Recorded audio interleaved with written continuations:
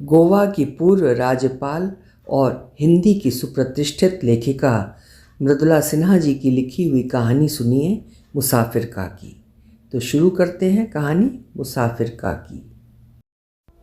दादी की वो कोई पहली यात्रा नहीं थी। वो तो पर्व त्योहार पर गंगा स्नान से लेकर मेला ठेला घूमने घुमाने में दक्ष हो गई थी।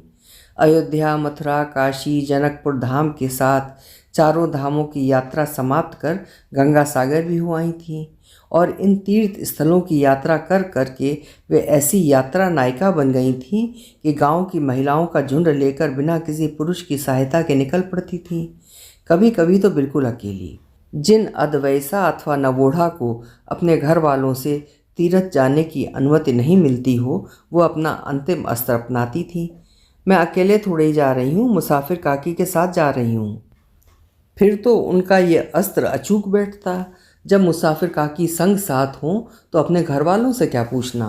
राघव काका की अम्मा गांव भर की काकी थीं। किसी की घूमनी काकी, किसी की दुखहरनी काकी, किसी की मोहिनी काकी, तो किसी की मुसाफिर काकी। मुसाफिर काकी ही प्रसिद्ध हो गई। शायद 365 दिनों का एक चौथाई भाग वो गांव से बाहर ही रहती। एक यात्रा से लौटकर आती तो गांव भर में उनका यात्रा वृत्तांत यात्रारत रहता। उनकी अगली यात्रा की तैयारी शुरू हो जाती। तैयारी भी कोई ऐसी वैसी नहीं। हर यात्रा के दौरान उन्हें एक नया कड़वा मधु अनुभव होता। अनुभवों के अनुकूल यात्रा सतर्कता बरतने में कोई कोताही नहीं होने देती। मर्दानी कमीज़-नुमा ब्लाउज़ की जेब से जेब कतरे ने एक बार पैसा क्या निकाल लिया, उन्होंने कमीज़ की डिज़ाइन ही बदल दी।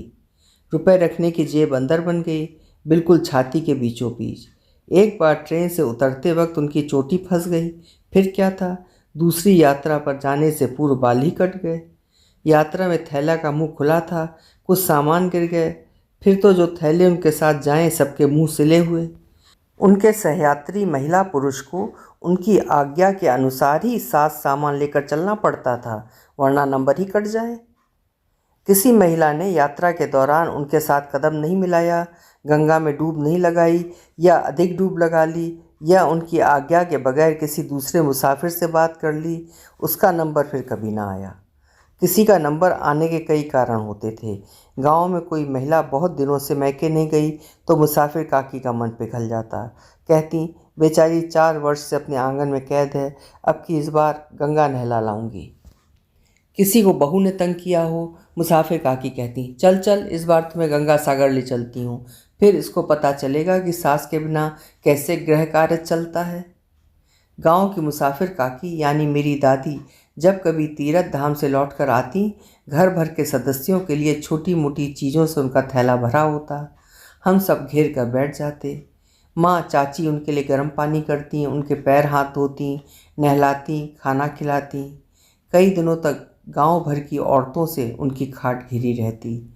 सब बारी बारी से उनका शरीर दबाती, तेल लगाती और आशीर्वाद पाती। सुहागन को सिंदूर लगाकर मिश्री की गोली देती। विधवाओं के लिए तुलसी की माला तो कोई मोटी सी छोटी पीतल कांसे की मूर्ति। उपहार से भी अधिक लोगों की रुचि उनके यात्रा वृत्तांत में होती। एक बार तिरुपति जाते हुए उन्हें रास्ते में कई मुसाफिर मिल गए थे। उनकी भाषा काकी के पल्ले नहीं पड़ी। काकी सुनाती, अब क्या बताऊं, 2 छोड़ा सीट पर जमकर बैठ गया, घिसके ही नहीं। हम नीचे बैठे हुए, हमने खूब गाली दी। गाली सुनकर भी ही करता रहा, एकदम थूथुर। तब हम सोचे कि ये प्यार से ही मानेगा। हम बोले, ए बबुआ, हम तोहर आजी हुई, हमरा आसपास के हमार संगी साथी हंसे लागल। ई का बूझी आजी उजी, दूसरे देश का है, अब का करें, परदेश में तो हित मोहब्बत के चले के परेला। ऊ तो आजी सुनते पिघल गया, बोला आजी और उठकर खड़ा हो गया, इशारे से अपनी जगह दे दिया। फिर तो रास्ते भर हमार खूब सेवा किया। पूछने पर बताया अंधरा प्रदेश का मुसाफिर था। ये वृत्तांत सुनकर मेरे पिताजी हंसते हंसते लोटपोट हो गए। लोगों के पूछने पर बोले, वे लड़के आंध्र प्रदेश के रहे होंगे, अब देखो या को उसे आंध्रा प्रदेश कह रही हैं, और दादी को आजी कहना तो सार्वदेशिक शब्द है ही। काकी भी हंस पड़ी, अरे वही आंध्रा प्रदेश, अब हम क्या करें, कभी करकट प्रदेश, कभी मदरसा, कभी कानपुर, नागपुर, सब देश के लोग मिलते रहते हैं। काकी के लिए देश परदेश और गांव का भेद मिट चुका था। उनके लिए कानपुर, नागपुर, जयपुर, जालंधर सब परदेश थे, पर सब जगह के लोग एक। काकी कहती, अलग अलग बोली है तो का, सबसे हम इशारा से बात कर ले ली, हमार बोली सब समझेला। काकी तीर्थाटन करते करते समाज सेवी भी हो गई थी। गांव की कई लड़कियों की शादी वे तीर्थ स्थान पर ही तय कराती, गांव आकर उसके घर वालों को बताती। गांव वालों की क्या हिम्मत जो मुसाफिर काकी की बात काट दें। प्रवचन सुन सुन कर सुजान हो गई थी, इसलिए क्या मर्द क्या औरत सबको रामायण, भागवत, सुख सागर का प्रसंग सुनाती रहती। किसी तीर्थ स्थान पर किसी अच्छे साधु महात्मा से भेंट हो गई, उसे न्योत लाती थी, आप हमारे गांव में चलिए, ये सब कथा गांव में सुनाओगे तो झगड़ा झंझट कम हो जाएगा, सब घर स्वर्ग बन जाएगा। फिर तो गांव वालों की मदद से साधु के प्रवचन का आयोजन होता, काकी मगन हो जाती। ये हमार गांव आज अयोध्या, मथुरा, काशी हो गई। गांव लौटकर भी उनकी चर्चा साधु संतों से धर्म स्थलों पर सुने नियमों के अनुकूल होती। उनके कारण वो अकेला गांव था जहाँ छुआछूत नहीं थी, कोई दबंग सास भी अपनी बहू को यातनाएं नहीं देती। किसी पुरुष का अपनी पत्नी पर उठा हाथ थरथरा जाता काकी के भय से। पर उन्हें साधु असाधु की खूब पहचान थी। गेरुए वस्त्र में कोई ढोंगी उनसे टकरा जाए फिर तो उसकी खैर नहीं। एक ऐसे ही असाधु के गेरुआ वस्त्र उतरवा कर उसे सादी धोती पहनवा दी थी। निर्लज्ज कहीं का, काम धाम नहीं करेगा, भीख मांगेगा, ले ये कुदाल, मेरा खेत कोर, फिर भरपेट खाना खिलाऊंगी। फिर तो 4 दिनों तक उससे खेत कोड़वाती और भोजन करवाती रही थी। ऐसे मौके पर गांव के पुरुष भी उनका साथ देते। वे उनको कहती, अरे बचवा, तू लोग मेरा नाम मुसाफिर काकी रख दिया। मुसाफिर तो सब हैं, ई भव सागर में सब मुसाफिर ही तो हैं। देह त्यागने का समय आया तो समझो यात्रा खत्म। इसीलिए कहती हूँ कि नेम धर्म से रहो, जहाँ से आए हो वहीं जाना है। क्या बूढ़ा, क्या जवान, क्या स्त्री, क्या पुरुष, सब उनकी बात ध्यान से सुनते। कोई कहता, अरे रे, यही सब बात तो बड़े महात्मा जी बोले थे, यही हमारी काकी बोली हैं।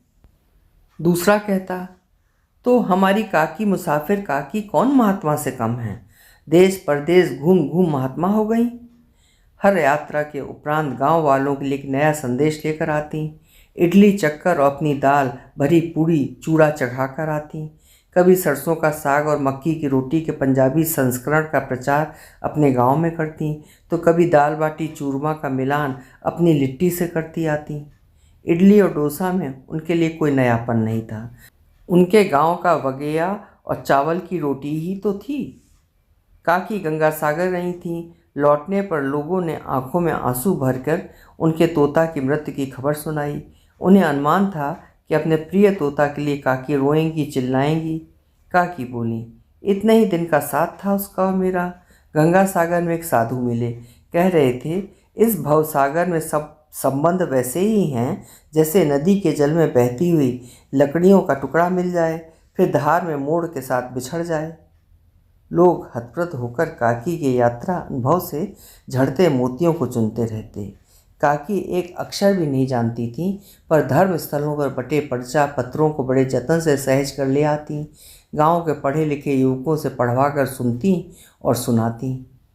हरिद्वार में महाकुंभ लग रहा था।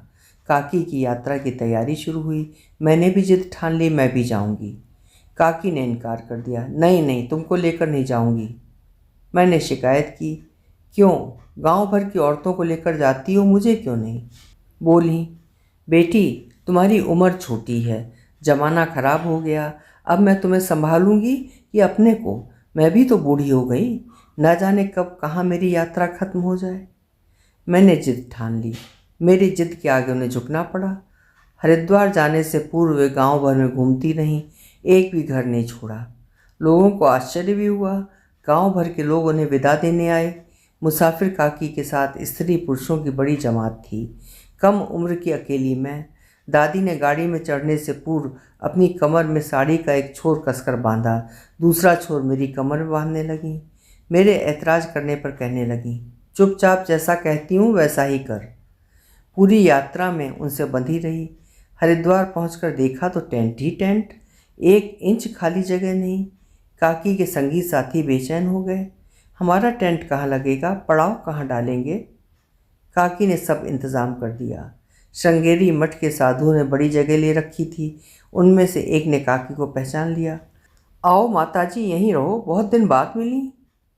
हम अकेले नहीं हैं। तो क्या हुआ, आ जाओ, सब आ जाओ। फिर तो जम गई काकी की मंडली। सुबह सुबह काकी गंगा स्नान के लिए निकलती, मेरी कमर अपनी कमर से बांधना नहीं भूलती। भजन गाती हुई टोली का आकार बढ़ता जाता।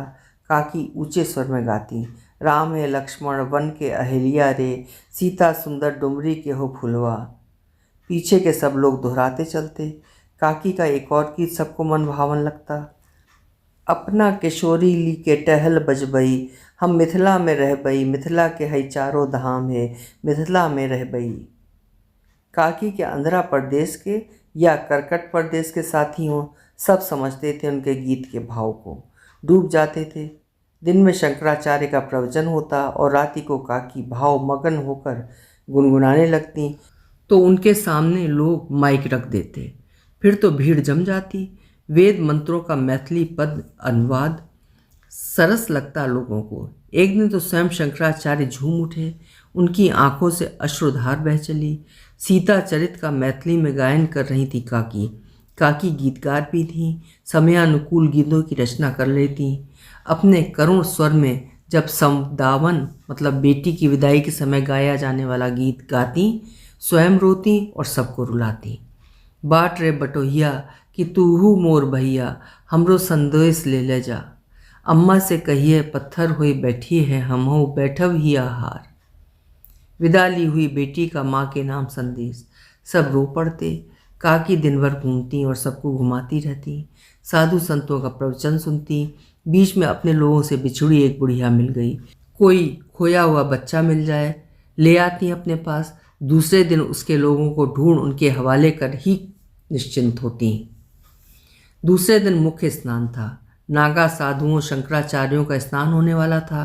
काकी रात भर गाती रहीं।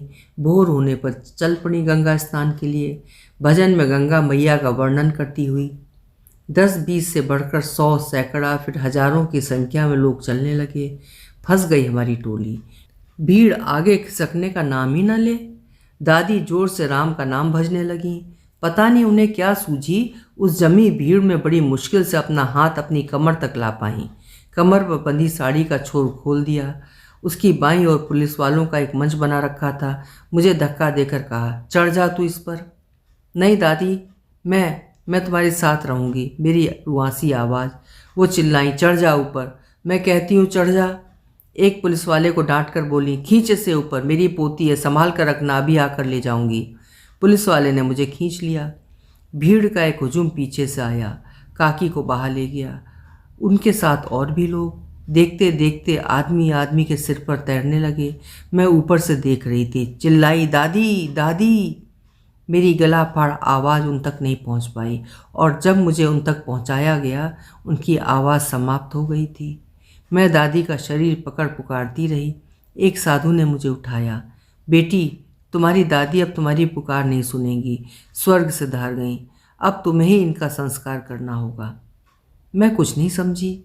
हमारे साथ आए गांव के एक बुजुर्ग ने कहा, ऐसा कैसे होगा, ये तो लड़की है। साधु मुस्कुरा पड़े।